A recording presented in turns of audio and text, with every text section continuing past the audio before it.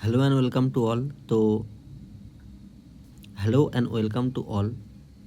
তো আজকে আমরা কলকাতা পুলিশের কনস্টেবলের যে এক্সাম হয়ে গেছে তার রেজাল্ট কবে পাবলিশ হবে সেই নিয়ে আলোচনা করব। তো রেজাল্ট পাবলিশের যে ব্যাপারটা সেটা বলতে গেলে আমি এর আগের কাট অফের ভিডিওতে এটুকু বলেছি যে তোমাদের ডাব্লিউবিপি কনস্টেবলের যে এক্সাম হয়ে গেছে কলকাতা পুলিশের আগে, তোমরা জানো যে তার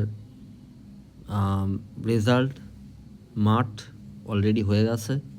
বর্তমানে যেটা শুরু হতে যাচ্ছে সেটা হচ্ছে ইন্টারভিউ, এবং তোমরা সবাই এ বিষয়ে জানো যে ডাব্লিউবিপি কনস্টেবল তার কিন্তু ইন্টারভিউ চালু হচ্ছে 29শে জানুয়ারি থেকে, এবং এটা কিন্তু চলবে 17ই ফেব্রুয়ারি পর্যন্ত।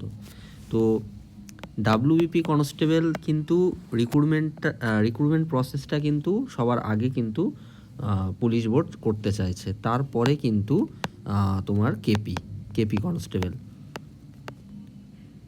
ঠিক আছে,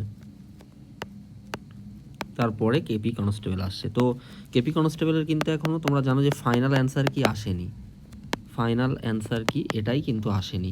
তো যতটুকু মনে হচ্ছে যে ফাইনাল অ্যান্সার কিটা মোটামুটি এই ইন্টারভিউ কিটা মোটামুটি যে ইন্টারভিউ পিরিয়ড, এই যে 29শে জানুয়ারি থেকে 17ই ফেব্রুয়ারি, এই পিরিয়ডের মধ্যে আশা করছি চলে আসবে।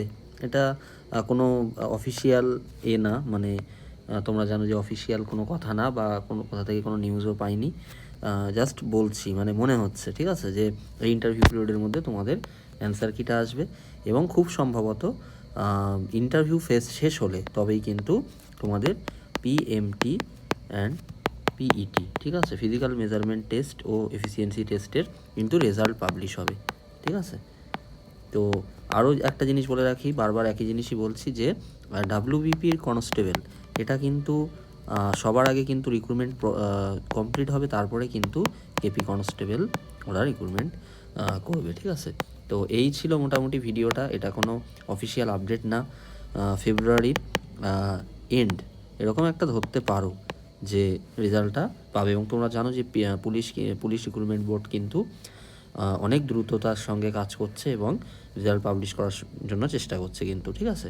তো এই ছিল ভিডিওটি দেখার জন্য থ্যাংক ইউ।